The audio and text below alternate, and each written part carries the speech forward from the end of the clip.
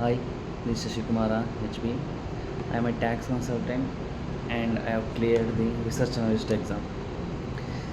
ಈ ಚಾನಲಲ್ಲಿ ನಾನು educational content about stock market, investing, financial analytics ಬಗ್ಗೆ ಎಕ್ಸ್ಪ್ಲೇನ್ ಮಾಡ್ತೀನಿ. ತುಂಬ ಜನಗಳಿಗೆ ಸ್ಟಾಕ್ ಮಾರ್ಕೆಟಲ್ಲಿ ಇನ್ವೆಸ್ಟ್ ಮಾಡಬೇಕು ಅಂತ ಇಷ್ಟ ಇರುತ್ತೆ. ಬಟ್ ಅವ್ರಿಗೆ ಯಾವ ರೀತಿ ಸ್ಟಾರ್ಟ್ ಮಾಡೋದು, ಹೇಗೆ ಸ್ಟಾರ್ಟ್ ಮಾಡ್ಬೋದು ಅಂತ ಗೊತ್ತಾಗಲ್ಲ. ಇನ್ನು ಕೆಲವೊಬ್ಬರು ಜನ ಏನು ಅನ್ಕೋತಾರೆ, stock market it's a gambling, ಇದು ಓನ್ಲಿ ಎಕ್ಸ್ಪರ್ಟ್ಗಳಿಗೆ ಮಾತ್ರ ಆಗುತ್ತೆ. ಬಟ್ ಟ್ರೂತ್ ಏನಂತಂದರೆ ಸ್ಟಾಕ್ ಮಾರ್ಕೆಟ್ ಪವರ್ಫುಲ್ಲಾಗಿ ನೀವು ಪವರ್ಫುಲ್ ವೆಲ್ತ್ ಕ್ರಿಯೇಷನ್ ಮಾಡ್ಬೋದು, ನೀವು ಅದನ್ನು ಕರೆಕ್ಟಾಗಿ ಅರ್ಥ ಮಾಡ್ಕೊಂಡ್ರೆ ಮಾತ್ರ. ಸೊ ಅದ್ರ ಬಗ್ಗೆ ಈ ವಿಡಿಯೋದಲ್ಲಿ ನಾನು ಸ್ಟಾಕ್ ಮಾರ್ಕೆಟ್ ಬೇಸಿಕ್, ಇವತ್ತು ಈ ವಿಡಿಯೋದಲ್ಲಿ ಬರೀ ಬೇಸಿಕ್ ಮಾತ್ರ ಎಕ್ಸ್ಪ್ಲೇನ್ ಮಾಡ್ತಾ ಹೋಗ್ತೀವಿ.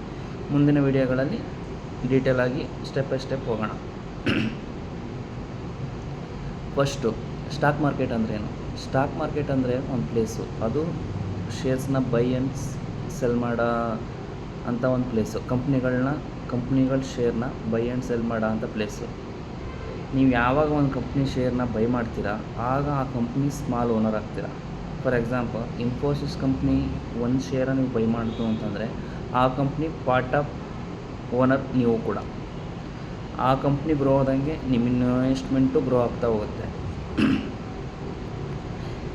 ಈ ಕಂಪ್ನಿಗಳು ಶೇರ್ಸ್ನ ಏನಕ್ಕೆ ಇಶ್ಯೂ ಮಾಡ್ತವೆ? ಮೊದಲಾಗಿ ಶೇರ್ಸ್ಗಳನ್ನ ಇಶ್ಯೂ ಮಾಡೋ ಪರ್ಪಸ್ ಏನು ಅಂತಂದರೆ, ಅವ್ರುಗಳಿಗೆ ಅಮೌಂಟ್ ಬೇಕಾಗುತ್ತೆ.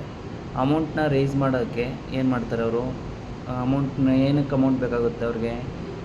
ಬಿಸ್ನೆಸ್ ಎಕ್ಸ್ಪ್ಯಾಂಡ್ ಮಾಡೋಕ್ಕಿರ್ಬೋದು, ಇಲ್ಲ ನ್ಯೂ ಪ್ರಾಜೆಕ್ಟ್ಗಳಿಗೆ, ಏನೋ ಒಂದು ನ್ಯೂ ಪ್ರಾಜೆಕ್ಟ್ಸ್ಗೆ, ಇಲ್ಲ ಆಪ್ರೇಷನ್ನ ಏನೋ ಒಂದು ಲೆವೆಲಲ್ಲಿ ನಡೀತಾ ಇರುತ್ತೆ, ಆಪ್ರೇಷನ್ ದೊಡ್ಡದಾಗಿ ಮಾಡಬೇಕು ಅಂದರೆ ದುಡ್ಡು ಬೇಕಾಗುತ್ತೆ ಅವ್ರು ಎಕ್ಸ್ಪ್ಯಾಂಡ್ ಮಾಡೋಕ್ಕೆ. ಆ ಉದ್ದೇಶಕ್ಕೋಸ್ಕರ ಅವರು ಲೋನ್ ತಗೊಳ್ಳೋದ್ರ ಬದಲು ಹಿಂಗೆ ಥ್ರೂ ಈಕ್ವಿಟಿ ಫಂಡ್ನ ರೈಸ್ ಮಾಡ್ತಾರೆ.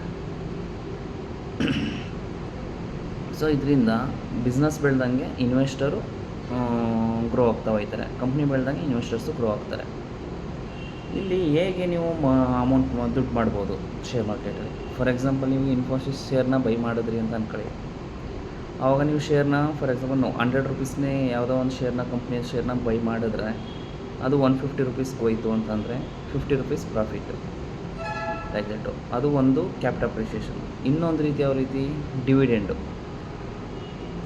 ಸಮ್ ಕಂಪ್ನೀಸು ಅವ್ರು ಏನು ಬರುತ್ತೆ ಪ್ರಾಫಿಟ್ಟು, ಅದರಲ್ಲಿ ಪ್ರಾಫಿಟ್ನ ಡಿಸ್ಟ್ರಿಬ್ಯೂಟ್ ಅಂದರೆ ಡಿವಿಡೆಂಡ್ ಡಿಸ್ಟ್ರಿಬ್ಯೂಟ್ ಮಾಡುತ್ತೆ. ಸೊ ಅದರಲ್ಲೂ ನೀವು ಪ್ರಾಫಿಟ್ ಮಾಡ್ಬೋದು. ಬಟ್ ಪ್ರಾಫಿಟ್ ಎಲ್ಲಾಯಿತು ಅಲ್ಲಿ ರಿಸ್ಕ್ ಇದ್ದೇ ಇರುತ್ತೆ. ಸೊ ಸ್ಟಾಕ್ ಮಾರ್ಕೆಟಲ್ಲಿ ರಿಸ್ಕ್ ಇದ್ದೇ ಇರುತ್ತೆ. ಸ್ಟಾಕ್ ಮಾರ್ಕೆಟ್ ಪ್ರೈಸು ಅಪ್ಪು ಆಗ್ಬೋದು, ಡೌನು ಆಗ್ಬೋದು. ನೀವು ಮಾಡಿರೋ ಕಂಪ್ನಿ ಡಿವಿಡೆಂಡ್ ಡಿಕ್ಲೇರ್ಡು ಮಾಡ್ಬೋದು, ಮಾಡ್ದೇ ಇರ್ಬೋದು. ಸೊ ಅದಕ್ಕೋಸ್ಕರ ವಿತೌಟ್ ನಾಲೆಡ್ಜು ಇನ್ವೆಸ್ಟ್ ಮಾಡೋಕ್ಕೆ ಹೋಗಬೇಡಿ, ನೀವು ಲಾಸ್ ಆಗೋಂಥ ಚಾನ್ಸಸ್ ಇರುತ್ತೆ. ಯಾವುದೇ ಒಂದು ಇನ್ವೆಸ್ಟ್ ಮಾಡಬೇಕು ಅಂದರೆ ನೀವು ಫೈನಾನ್ಷಿಯಲ್ ಅಡ್ವೈಸರ್ಸ್ನ ಕಾಂಟ್ಯಾಕ್ಟ್ ಮಾಡಿ. ನಿಮಗೆ ಈ ಸ್ಟಾಕ್ ಮಾರ್ಕೆಟಲ್ಲಿ 2 ರೀತಿ ಬರುತ್ತೆ. ಒಂದು ಇನ್ವೆಸ್ಟಿಂಗ್ ಆ್ಯಂಡ್ ಟ್ರೇಡಿಂಗು. ಇನ್ವೆಸ್ಟಿಂಗ್ ಅಂದರೆ ಲಾಂಗ್ ಟರ್ಮ್, ಅದರಲ್ಲಿ ಫೋಕಸ್ ಆನ್ ಕಂಪ್ನಿ ಗ್ರೋತ್ ಮೇಲೆ focus on company growth. Trading short term, ಅದರಲ್ಲಿ focus on price movement. Beginners ಯಾವತ್ತು ಸ್ಟಾರ್ಟ್ ವಿತ್ ಇನ್ವೆಸ್ಟಿಂಗ್ ಅಂತಂದರೆ ಲಾಂಗ್ ಟರ್ಮಿಂದ ಸ್ಟಾರ್ಟ್ ಮಾಡಿ. ನೀವು ಯಾವಾಗ ಮಾರ್ಕೆಟ್ ಅರ್ಥ ಮಾಡ್ಕೊಂಡ್ರಿ ಕಂಪ್ಲೀಟಾಗಿ ಅಂತ ಅನಿಸುತ್ತೋ ಆಗ ಶಾರ್ಟ್ ಟರ್ಮ್ಗೆ ಬನ್ನಿಬೇಕಲ್ಲ. ಒಂದು ಎಕ್ಸಾಂಪಲ್ ಹೇಳೋದಾದರೆ, ನೀವು ಒಂದು 10,000 ರೂಪಾಯಿ ಯಾವುದೋ ಒಂದು ಒಳ್ಳೆಯ ಕಂಪ್ನಿ ಇನ್ವೆಸ್ಟ್ ಮಾಡಿದ್ರೆ, ಅದು ಕಂಪ್ನಿ 12 to 15% ಗ್ರೋ ಆಯಿತು ಅಂತಂದರೆ, ಓವರ್ ದಿ ಟೈಮ್ ನಿಮ್ಮ ಇನ್ವೆಸ್ಟ್ಮೆಂಟು ಕೂಡ 12 to 15% ಗ್ರೋ ಆಗ್ತಾ ಹೋಗುತ್ತೆ. ಈ ವಿಡಿಯೋದಲ್ಲಿ ನಾನು ಏನು ಎಕ್ಸ್ಪ್ಲೇನ್ ಮಾಡ್ತೀನಿ, only for educational purpose. Still I am not a registered analyst. Please do your own research before investing.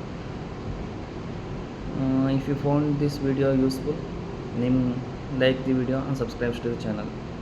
ನಮಗೆ ಮುಂದೆ ಮಾಡೋಂಥ ವಿಡಿಯೋಗಳಿಗೆ ತುಂಬ ಹೆಲ್ಪ್ ಆಗುತ್ತೆ. ನಿಮಗೆ ವಿಡಿಯೋ ಯೂಸ್ಫುಲ್ ಅನಿಸಿದ್ರೆ ಸಬ್ಸ್ಕ್ರೈಬ್ ಆ್ಯಂಡ್ ಲೈಕ್ ಮಾಡಿ. Thank you very much.